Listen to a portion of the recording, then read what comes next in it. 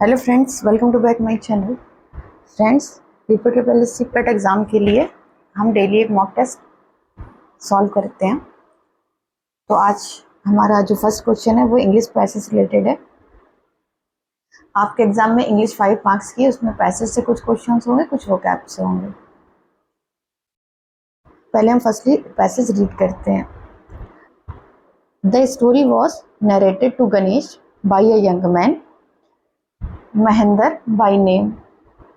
He was a junior supervisor in a firm which offered on hired supervisors at various type of constructions sites, factories, bridges, dams, and so on.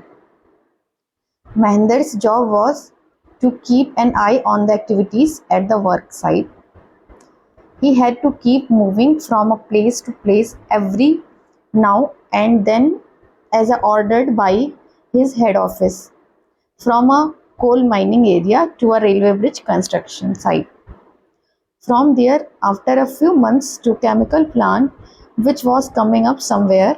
He was a bachelor. His needs were simple and he was able to adjust himself to all kind of odd conditions, whether it was an ill-occupied circuit house or a makeshift canvas tent in the middle of a stone quarry. But one asset he had was his cook Eswaran. हमारा first question है, Mahendra's prime responsibility was cook delicious food, work only in a railway bridge construction, work only in the coal mining, या monitor the activities taking place on the job। यहाँ पर अभी जब आपने passage read किया था तो यहाँ पर देखिए आपका है, Mahendra's job was a keep to an eye on the activities supervisor। इसमें जो आपका ऑप्शन नंबर 4 है ये हमारा राइट हो जाएगा।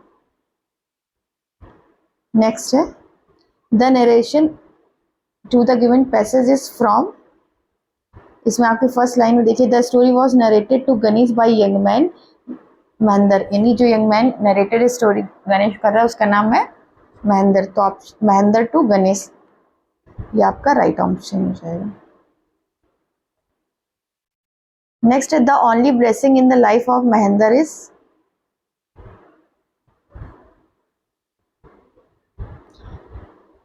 But one asset he was cook Eswaran. इसमें जो आपका ऑप्शन 2 सही है, ईश्वरन। नेक्स्ट है, रॉयल का सिनोनिम्स बताना है, यानी कि जो सेम मीनिंग हो रॉयल। तो रॉयल मतलब होता है राजसी, तो रॉयल का मतलब होगा यहाँ पे किंगली, राजा की तरह।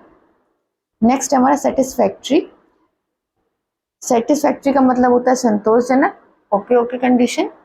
तो इसमें से जो आपकी अनएक्सेप्टेबल है ये इसका अपोजिट हो जाएगा, ठीक है। नेक्स्ट है हमारा हिंदी का पैसेज है, चरित्र का मूल भी भावों के विशेष प्रकार के संगठन में ही समझना चाहिए। लोक रक्षा और लोक रंजन की सारी व्यवस्था का ढांचा इन्हीं पर ठहराया गया है। धर्म शासन, राज शासन, मत शासन, सब में इनसे पूरा काम लिया गया है। इनका सदुपयोग भी हुआ है और दुरुपयोग भी हुआ है। जिस प्रकार लोक कल्याण के व्यापक उद्देश्य की सिद्धि के लिए मनुष्य के मनोविकार काम में लाए गए हैं, उसी प्रकार संप्रदाय या संस्था के संकुचित और परिमित विधान की सफलता के लिए भी सब प्रकार के शासन में, चाहे धर्म शासन हो चाहे राज शासन हो, मनुष्य जाति से भय और लोभ से पूरा काम लिया गया है। दंड का भय और अनुग्रह का लोभ दिखाते हुए राज शासन तथा नरक का भय और स्वर्ग का लोभ दिखाते हुए धर्म शासन और मत शासन चलते आ रहे हैं। इसके द्वारा भय और लोभ का प्रवर्तन सीमा के बाहर भी हुआ है और होता रहता है। जिस प्रकार शासक वर्ग अपनी रक्षा और स्वार्थ सिद्धि के लिए भी इनसे काम लेते आए हैं, उसी प्रकार धर्म प्रवर्तक और आचार्य अपने स्वरूप वैचित्र की रक्षा और अपने प्रभाव की प्रतिष्ठा के लिए भी, शासक वर्ग अपने अन्याय और अत्याचार के विरोध के शांति के लिए भी डराते और ललचाते आए हैं। मत प्रवर्तक अपने देश और संकुचित विचारों के लिए भी कांपते और डराते आए हैं। एक जाति को मूर्ति पूजा करते देख दूसरी जाति के मत प्रवर्तकों ने उसे पापों में गिना। एक संप्रदाय को भस्म और रुद्राक्ष धारण करते देख दूसरे संप्रदाय के प्रचारकों ने उनके दर्शन तक को पाप माना है। ठीक, अब हम यहाँ पे अपने क्वेश्चन देखते हैं। इसमें पूछा है लोक रंजन की व्यवस्था का ढांचा किस पर आधारित है। अब यहाँ फर्स्ट लाइन में चरित्र का मूल भी भावों के विशेष प्रकार के संगठन में ही समझना चाहिए।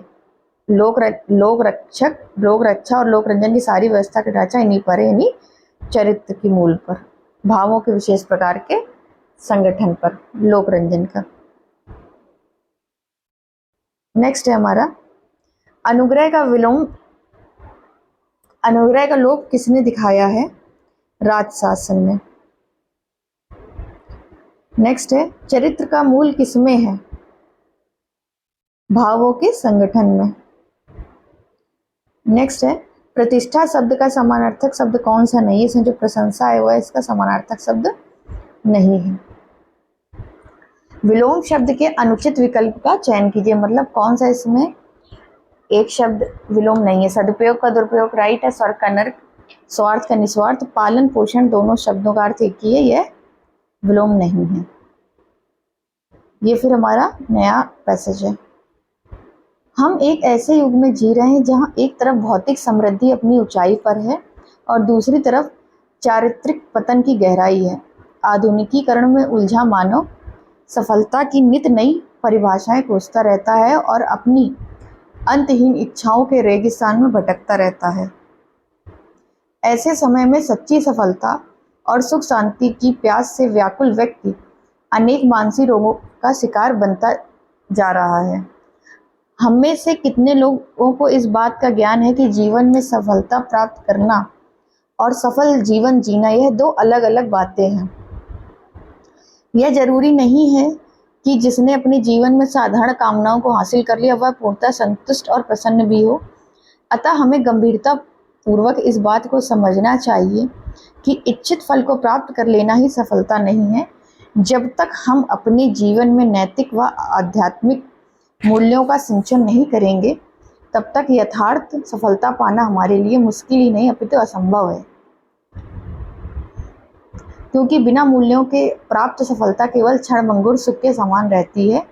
कुछ निराशावादी लोगों का कहना है कि हम सफल नहीं हो सकते क्योंकि हमारी तकदीर या परिस्थितियां ही ऐसी हैं। परंतु यदि हम अपना ध्येय निश्चित करें, उसे अपने मन में बिठा लें तो फिर सफलता स्वयं हमारी ओर चलकर आएगी। सफल होना हर मनुष्य का जन्मसिद्ध अधिकार है, परंतु यदि हम अपनी विफलताओं के बारे में ही सोचते रहेंगे तो सफलता को कभी हासिल नहीं कर पाएंगे। अतः विफलताओं की चिंता ना करें क्योंकि वे तो हमारे जीवन का सौंदर्य हैं और संघर्ष जीवन का काव्य है। कई बार प्रथम आघात में पत्थर नहीं टूटता, उसे तोड़ने के लिए कई आघात करने पड़ते हैं। इसलिए सदैव अपने लक्ष्य को सामने रख आगे बढ़ने की जरूरत है। जीवन में सकारात्मक कोशिश करने वालों की कभी हार नहीं होती है। इसमें पूछा कि कैसी विचारधारा के लोग तकदीर की बात करते हैं, तो यहाँ पे लिखा देखिए, निराशावादी लोगों को कहना होता है हम सफल नहीं क्योंकि हमारी तकदीर परिस्थिति ही ऐसी है। तो इसमें आपका ऑप्शन सेकंड राइट है, निराशावादी। नेक्स्ट है हमारी गद्यांश में जीवन की सौंदर्य किसे बताया गया है? विफलताओं को जीवन का सौंदर्य बताया गया है। देखिए, विफलताओं की चिंता ना करें क्योंकि वे तो हमारे जीवन का सौंदर्य और जीवन के संघर्ष का काव्य है। तो इसमें ऑप्शन फर्स्ट हमारा राइट है। नेक्स्ट है क्षणभंगुर से क्या मतलब होता है? क्षणभंगुर का मतलब होता है कुछ ही पलों में नष्ट होने वाला। नेक्स्ट है पत्थर का उदाहरण क्यों दिया गया है? इसमें पत्थर का उदाहरण दिया गया है, देखिए यहाँ पे दिया गया है कि पत्थर कई बार प्रथम आघात में पत्थर नहीं टूटता, उसे तोड़ने के लिए कई आघात करने पड़ते हैं। इसलिए जीवन में सकारात्मक रह के कोशिश करें। तो यहाँ पे हमारा सेकंड ऑप्शन सही है, सकारात्मक सोच बनाए रखने के लिए। नेक्स्ट है गद्यांश का उपयुक्त शीर्षक इनमें से क्या होना चाहिए? तो इसमें शीर्षक हमारा मानव मूल्य होगा। नेक्स्ट है इसमें एक कहानी यह भी, यह किसकी रचना है? यह मनु भंडारी की रचना है। दिए गए विकल्प में शाश्वत का विलोम क्या है? शाश्वत का मतलब होता है यूनिवर्सल, जो कभी समाप्त ना किया जा सकता हो, मतलब परमानेंटली रहे। तो इसमें शाश्वत का विलोम होगा क्षणिक। धरोहर धातु वाक्यांश के लिए एक शब्द क्या होगा? किसी के पास रखी हुई दूसरे की वस्तु। नेक्स्ट है उच्चारण का संधि विच्छेद क्या होगा? उत प्लस चारण इसका संधि विच्छेद होगा। नेक्स्ट है रिपु शब्द किसका पर्यायवाची शब्द होगा? यह शत्रु का पर्यायवाची शब्द है। नेक्स्ट है निम्नलिखित में से भारत का कौन पड़ोसी है? तो नेपाल जो है भारत का पड़ोसी देश है। टका किस देश की मुद्रा है? टका हमारी बांग्लादेश की मुद्रा है और बांग्लादेश की जो हमारी कैपिटल होती है वह ढाका है। फ्रेंड्स नेक्स्ट सेशन में हम लोग भारत के पड़ोसी देश के बारे में कुछ पॉइंट्स पढ़ेंगे, क्योंकि वो भी आपके टॉपिक में मेंशन है। नेक्स्ट है ब्रिक्स बैंक का मुख्यालय कहाँ है? ये हमारा है संघाई में, और ब्रिक्स का मेंबर भारत भी है। इस BRICS, इसमें B से है ब्राज़ील, R से रसिया, I से इंडिया, C से चाइना और S से साउथ अफ्रीका। नोबेल पुरस्कार पाने वाली पहली महिला कौन थी? ये थी हमारी मैरी क्यूरी, और इनको 2 फील्ड में पुरस्कार मिला था, एक बार 1903 में और एक बार 1911 में। 2 अलग अलग क्षेत्रों में पुरस्कार पाने वाली यह पहली महिला है।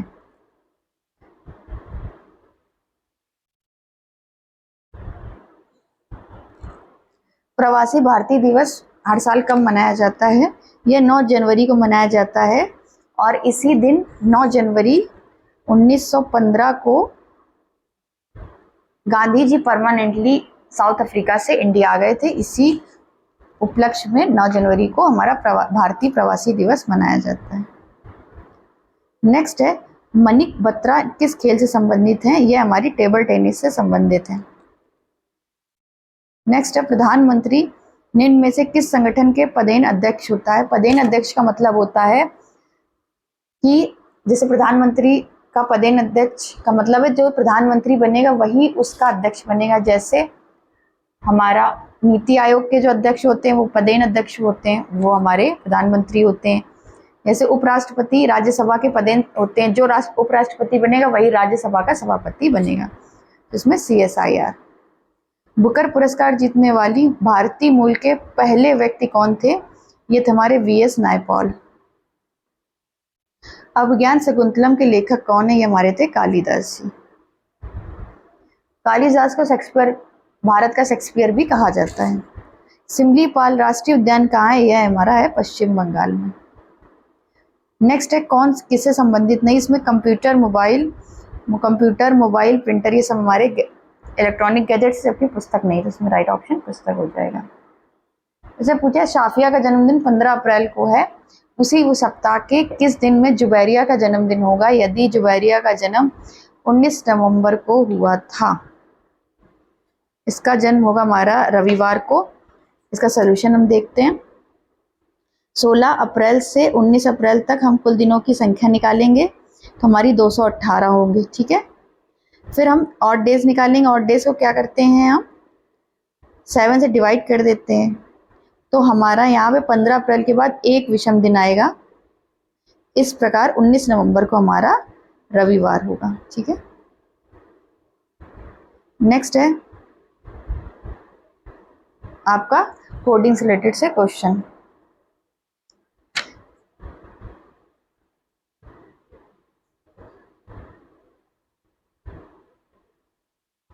इसमें फ्रेंड्स जो हमारा FLOC के फ्लॉकिंग वर्ड दिया गया है, इसमें जो लॉजिक है वो ये है कि एक माइनस, पहले -4 अल्फ़ाबेट इंक्रीज हो रहे हैं, फिर +4 इंक्रीज हो रहे हैं, फिर -4 मतलब डिक्रीज हो रहे हैं, फिर इंक्रीज हो रहे हैं ऑल्टरनेट में। तो इसी लॉजिक से जब आप फाइंड करेंगे तो आपका फर्स्ट ऑप्शन राइट हो जाएगा। एक लड़के की ओर इशारा करते हुए वीना ने कहा कि वह मेरे दादा के इकलौते पुत्र का पुत्र है। तो उससे क्या, वीना फीमेल हो गई, इनके फादर के फादर यानी वीना के दादाजी। अब आगे कह रही वह मेरे दादा के इकलौते पुत्र यानी वीना के पिताजी उसके दादा के इकलौते पुत्र का पुत्र है यानी इनका पुत्र। ठीक है, तो इस बॉय से इनका क्या रिलेशन होगा, तो यह वीना का भाई होगा। नेक्स्ट है भारत अनेक भाषाओं का देश है। ये स्टेटमेंट है। कंक्लूजन यानी निष्कर्ष आपको दिया गया, सभी भारतीय कई भाषाएं बोल सकते हैं या और यह हर देश में कई भाषाएं होती हैं। ये लॉजिकल रीजनिंग का पार्ट है। इसे करने का कॉन्सेप्ट ये होता है कि जो भी आपको स्टेटमेंट दिया गया है आपको उसी के बेसिस पे उसी के अंदर रहकर सोचना है कि जो कंक्लूजन दिया गया वह सही है या नहीं है।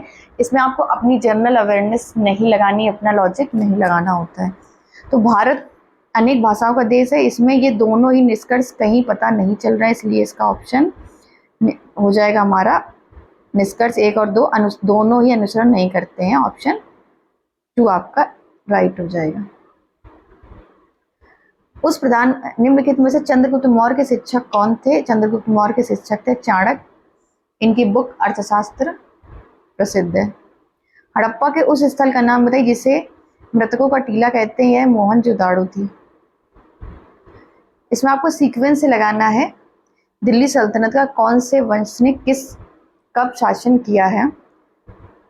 हमारा ऑप्शन इसमें बी यानी कि सबसे पहले हमारा गुलाम वंश है, फिर हमारा है खिलजी वंश, फिर है तुगलक वंश, फिर है सैयद, फिर है लोधी वंश।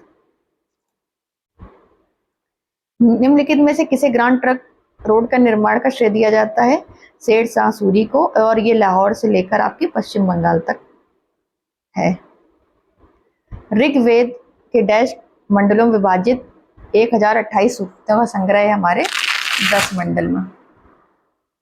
भारतीय राष्ट्रीय आंदोलन की अवधि को 1885 से 1905 तक की अवधि को क्या कहा जाता है? इसको हमारा मध्यम चरण कहा जाता है।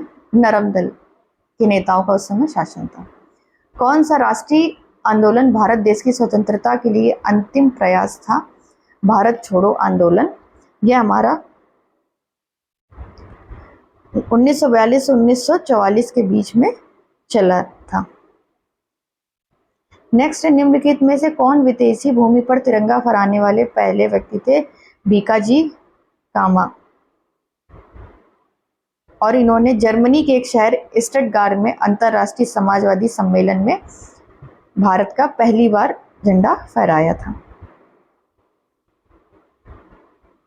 निम्नलिखित में से किस वर्ष महात्मा गांधी द्वारा सत्याग्रह प्रारंभ किया गया था? 1915 में। भारतीय राष्ट्रीय कांग्रेस के निम्नलिखित में से किस सत्र के दौरान सुभाष चंद्र बोस ने आईएनसी के अध्यक्ष पद से इस्तीफा दे दिया था? इन्होंने त्रिपुरी अधिवेशन में दे दिया था। और जो हरिपुरा का ये भी अधिवेशन, इसके भी अध्यक्ष सुभाष चंद्र बोस जी रहे हैं। इनके इस्तीफा देने के बाद राजेंद्र प्रसाद जी अध्यक्ष बने थे। निम्नलिखित में से सबसे लंबी नदी इसमें से कौन सी है? हमारी गोदावरी, और इसका उद्गम नासिक में है। इसमें आपको मैच करना है कि कौन सा राइट है। तो इसमें जो हमारा है ये मरगांव केरल राइट ऑप्शन नहीं है। कांडला गुजरात में, विशाखापट्टनम आंध्र प्रदेश, पारादीप उड़ीसा में ही है, या केरल में नहीं है। मरगांव हमारा गोवा में है। कितने कैरेट स्वर्ण को सबसे शुद्ध माना जाता है? इसमें 24 कैरेट को सबसे शुद्ध माना जाता है। निम्नलिखित में से कौन सा दुनिया का सबसे छोटा महासागर है? ये जो आर्कटिक महासागर है, सबसे छोटा, और सबसे बड़ा महासागर जो है गहरा, वह हमारा प्रशांत महासागर है। निम्नलिखित में से विश्व में तांबे का अग्रणी उत्पादक कौन सा है? मतलब टॉप पोजीशन में चिली हमारा टॉप पोजीशन में तांबे के उत्पादन में। गरीबी हटाओ का नारा कब दिया गया था? यह हमारा 5वीं पंचवर्षीय योजना में दिया गया था। निम्नलिखित में कौन भारत जीएसटी के अंतर्गत शामिल नहीं? हमारा इनकम टैक्स आयकर। निम्नलिखित में से कौन सा राष्ट्रीयकृत बैंक है? Bank of Baroda. मतलब आपको जो भी सरकारी आपके पब्लिक सेक्टर के बैंक होते हैं वह राष्ट्रीयकृत बैंक कराते हैं। और नेशनलाइजेशन का जो कंसेप्ट था वो हमारा 1969 में इंदिरा गांधी जी के समय आया था। ये भी आपका एक टॉपिक है आपके एग्जाम में। भारत में सार्वजनिक क्षेत्रों के उद्यमों में विनिवेश की प्रक्रिया किस वर्ष प्रारंभ हुई थी? यह हमारी हुई थी 1991 में। पहला पूर्ण भारतीय बैंक कब स्थापित किया गया था? यह हमारा 1894 में स्थापित किया गया था। पंजाब नेशनल बैंक था।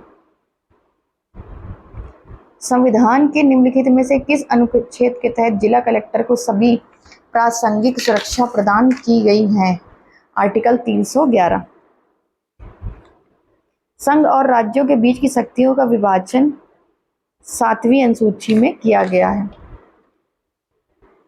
कौन सा अनुच्छेद भारतीय संविधान समानता को परिभाषित करता है कि किसी भी प्रकार के सामाजिक भेदभाव को रोकता है? आर्टिकल 15, जिस पर हमारी एक मूवी भी बनी है। राज्य विधानसभा की सदस्यता के लिए न्यूनतम आयु जो होती है हमारी, वह होती है हमारी 25 वर्ष। इसमें से कौन सा शब्द भारतीय संविधान के 42वें संशोधन अधिनियम के माध्यम से जोड़ा गया है? पहला और दूसरा, समाजवादी और धर्मनिरपेक्ष। निम्नलिखित में से कौन सा उपकरण भूकंप के विवरण को मापने के लिए किया जाता है? यह हमारा है सिस्मोग्राफ। अगर स्केल पूछा जाता है तो वह होता है रिएक्टर। एक अंतरिक्ष यात्री को बाह्य अंतरिक्ष कैसा प्रतीत होता है? काला। निम्नलिखित में से कौन सा विटामिन सामान्य रूप से वक्र में यानी किडनी में बनता है? यह हमारा है विटामिन डी। अग्निशामक यंत्र में किस गैस का उपयोग किया जाता है? कार्बन डाइऑक्साइड का। जठर रस में पाया जाने वाला कौन सा एंजाइम होता है हमारा? यह होता है पेप्सिन। यदि 7/5 किसी निश्चित संख्या का 1/3 है तो संख्या ज्ञात करें। अगर हम मानते हैं संख्या हमारा है x, तो इसका 7/5 है वो, यदि किसी संख्या है हमारी x, संख्या का 1/3 जो है वो हमारा है 7/5। ठीक, तो हमारी संख्या बात करनी, इसको हम सॉल्व करेंगे तो इधर 3 है, ये इससे जाके मल्टीप्लाई हो जाएगा 21/5। तो हमारा ऑप्शन जो है फर्स्ट हमारा राइट हो जाएगा। ठीक, नेक्स्ट है, एक सब्जी विक्रेता के पास कुछ सेब हैं, 50% सेब बेचता है, उसके पास 650 बचते हैं। तो मूल रूप से उसके पास कितने सेब थे? 50% वो बेचता है, तो बचे कितने? 50, यानी कि 50% की वैल्यू आपकी जो है वो 650 है। 100% निकालना है तो ये हो जाएगी हमारी 1300। 650 का दुगना, तो ऑप्शन सेकंड हमारा राइट हो जाएगा। नेक्स्ट है रूट का सवाल। इसमें आपको इसका रूट फाइंड करना है। सिंपली पहले हम देखते हैं 144 का जो हमारा रूट स्क्वायर रूट होता है वो उसकी वैल्यू होती है 12। ठीक, और अगर हम पॉइंट हटाएंगे तो ये हमारी आ जाएगी वैल्यू 10,000। ठीक, इस 10,000 को जब स्क्वायर रूट से फाइंड करेंगे तो हमारा आ जाएगा वैल्यू 100 यानी 12/100। तो 12/100 की जो वैल्यू होगी वो होगी हमारी 0.12। नेक्स्ट है, यदि 20 संख्या का औसत 40 है, एक संख्या को 92 के स्थान पर 29 पढ़ा गया है, तो नया औसत क्या होगा? यानी कि नंबर जो हमारा था वह था 92 और पढ़ा गया है 29, यानी कि जो अब हमारा एवरेज होगा वो बढ़ जाएगा।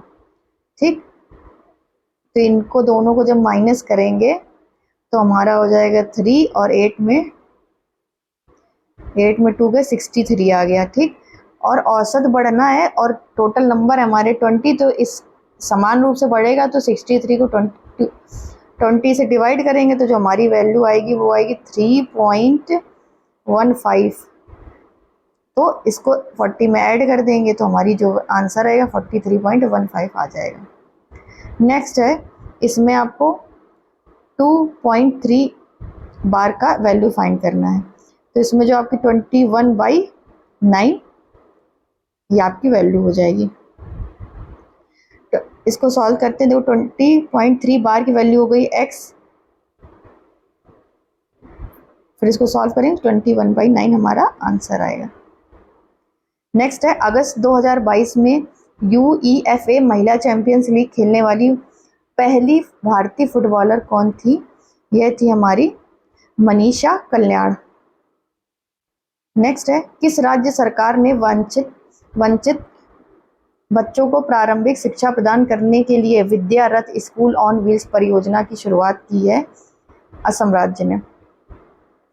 नेक्स्ट है अगस्त 2022 में किस जिले को भारत में सर्वश्रेष्ठ आकांक्षी जिला घोषित किया गया? यह हमारा है हरिद्वार। नेक्स्ट है Indian film festival of Melbourne के 13वें संस्करण में किस फिल्म को सर्वश्रेष्ठ फिल्म का पुरस्कार मिला है? 83 को। नेक्स्ट है अगस्त 2022 में लद्दाख के सर्वोच्च नागरिक सम्मान डी पाल आर नगम गस्टोन से किसे सम्मानित किया गया है? दलाई लामा जी को। केंद्रीय गृह मंत्री अमित शाह ने 4 सितंबर 2022 को किस स्थान पे 36वें राष्ट्रीय खेलों का शुभारंभ और गान लॉन्च किया है? अहमदाबाद गुजरात में।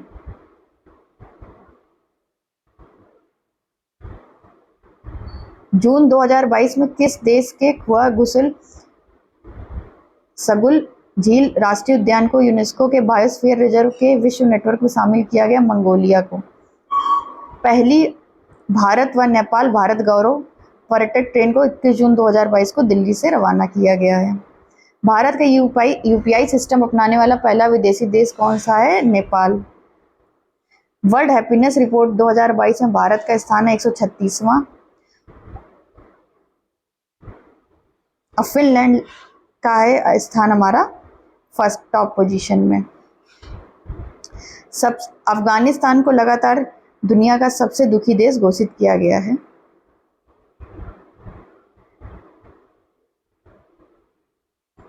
नेक्स्ट है हमारा मैथ्स का पोर्शन।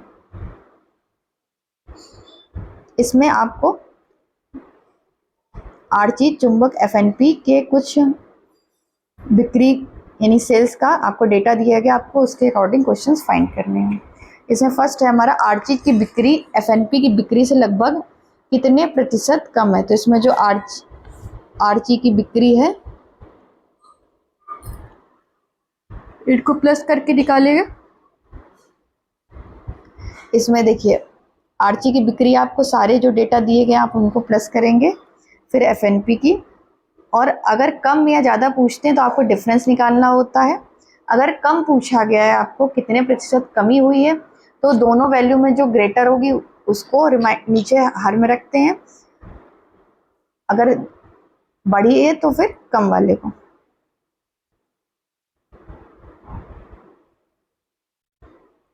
चार प्रकार के मगों की औसत बिक्री क्या है? इसमें से आपको इन सभी सबको टोटल प्लस करके 4 से डिवाइड करना है। जब आप इन सबको इंडिविजुअल प्लस करेंगे तो आपकी वैल्यू आ जाएगी ये। नेक्स्ट है 3 ब्रांडों के मुद्रित मगों और निजीकृत मगों की बिक्री के लिए मध्य अनुपात क्या है? निजीकृत के लिए और मुद्रित दोनों को प्लस करेंगे, फिर इनको डिवाइड करेंगे तो हमारी जो वैल्यू आएगी 27:19 आएगी। नेक्स्ट है ठोस चुंबक मगों की बिक्री चुंबक मगों की बिक्री का कुल लगभग कितने प्रतिशत है? इसमें ठोस चुंबक जो हमारे हैं वो है 60।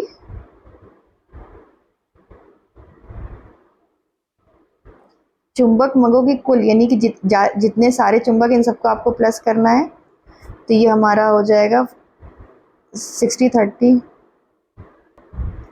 इन सबको प्लस करेंगे तो हमारी वैल्यू आ जाएगी 160। परसेंटेज में वैल्यू फाइंड करनी है तो इंटू 100।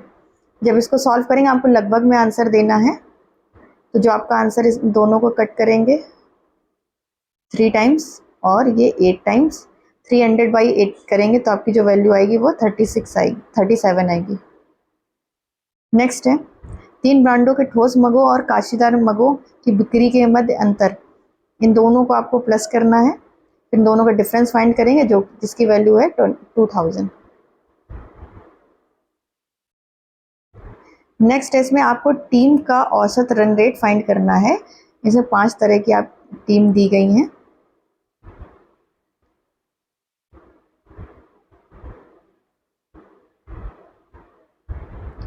तो इनका जो औसत रन रेट आएगा हमारी 10 आएगा। टीम द्वारा बनाए गए रनों की कुल संख्या कितनी होगी? ये होगी हमारी 50। किस ओवर में अधिकतम रन बनाए गए हैं?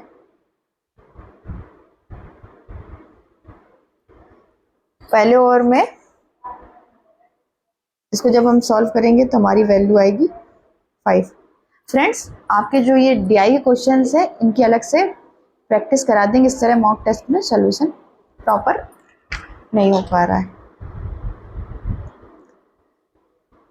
तो यहाँ पे हम क्वेश्चन देखते हैं और उनके आंसर। ठीक है, ये आपका पैसेज है, इसका आंसर आपका 24 हो जाएगा। नेक्स्ट है, यदि प्रतिद्वंदी टीम ने 59 रन बनाए थे तब जीतने के लिए टीम का औसत रन क्या होना चाहिए? हमारा 12 होना चाहिए। नेक्स्ट हमारा बार ग्राफ है। वर्षों की संख्या जिसमें कंपनी की औसत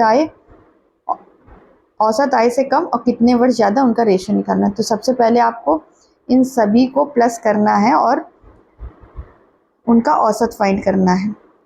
जब इन सब का औसत हम निकालेंगे तो हमारी जो औसत आय हो जाएगी वह 3480 हो जाएगी। अब आपको कंपैरिजन करना है कि कितने ईयर जो हैं जो 3480 से कम है और कितने ज़्यादा हैं। जब हम इनको करेंगे तो हमारा आ जाएगा आंसर 5:3। 1997 से 98 कंपनी की आय में 90 कितने गुना थी? तो आपको 94, 95 में देखिए कितनी है आपकी। तो आपकी इसमें सिंपली 97 में जो आपकी थी 540 और कितने गुना पूछी गई 1994 में और 5 में, ये थी हमारी 3360। जब इनको आप डिवाइड करेंगे तो आपकी वैल्यू आ जाएगी 1.5 यानी 1.5 गुना थी हमारी।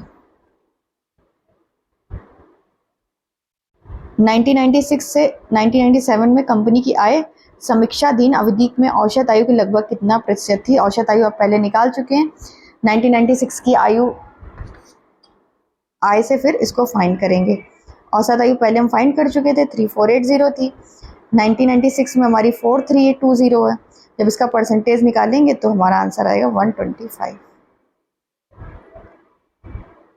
नेक्स्ट है 1997 से 98 में कंपनी की आय में 1993 और 94 की तुलना में प्रतिशत वृद्धि क्या थी? 1997 हमारी 50-40 250। इसमें सिंपली आप जब इसको माइनस करेंगे तो 250 ऑप्शन आ रहा है, तो मतलब सीधे सीधे आपको ऑप्शन में दिख रहा है 100% की वृद्धि हो रही है। 1994 से 95 और 1995 से 96 तक कंपनी की आय में लगभग कितने प्रतिशत गिरावट थी? दोनों की आय लिखेंगे। प्रतिशत कमी निकालने के लिए हम पहले डिफरेंस निकालेंगे।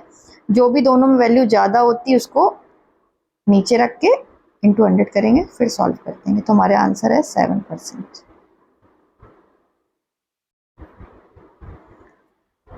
नेक्स्ट यहाँ खिलौने के प्रकार दिए गए और उनके ईयर दिए गए हैं।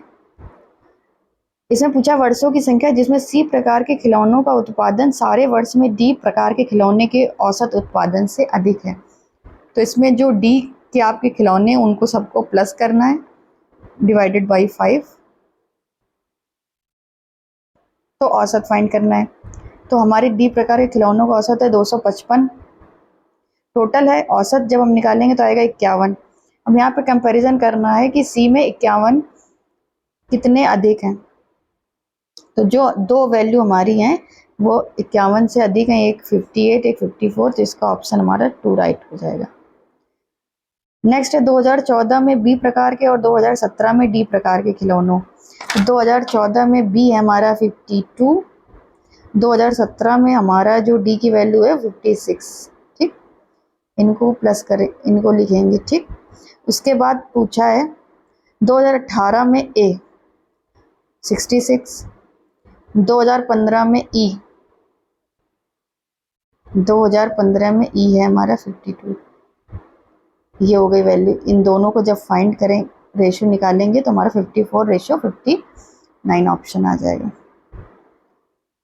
इसमें आपसे सेंट्रल एंगल पूछा है ई का। सबसे पहले हम ई का टोटल प्लस करेंगे और 3 सेंट्रल एंगल निकालना है। तो हमारा सबसे पहले जो हमारी सेंट्रल एंगल की टोटल वैल्यू होती है 360 डिग्री, ठीक। तो इनको प्लस जब हम करेंगे तो हमारा आ जाएगा 230। तो 230 बराबर हो जाएगा 360। तो हमें निकालना किसका ये वैल्यू है 30 की। तो 360 बाई 230 इंटू 30, तो हमारी जो वैल्यू आ जाएगी 46.95 डिग्री। नेक्स्ट 2015 और 2016 में सी प्रकार के खिलौनों का कुल उत्पादन 2016, 17, 18 में डी प्रकार के खिलौनों के कुल उत्पादन का कितना प्रतिशत है। तो इसमें पहले 2015-16 में सी के निकालेंगे, फिर 16, 17, 18 में डी प्रकार के। इनको सबको प्लस कर देंगे 94/160 इंटू 100, हमारी वैल्यू आ जाएगी 58.75%। नेक्स्ट है 2014 में ए प्रकार के, 2017 में बी प्रकार के खिलौनों का कुल उत्पादन वर्ष 2015 में खिलौने के कुल उत्पादन का कितना प्रतिशत था। 2014 में ए, 17 में बी को जोड़ेंगे 88, 15 में इन सबका जोड़ेंगे तो हमारा आ जाएगा 235। परसेंटेज निकालना तो 88/235 इंटू 100, तो वैल्यू आ जाएगी 37%। फ्रेंड्स, मैथ्स और के सोल्यूशन में hello friends, please share my video and subscribe my channel. Thank you for watching.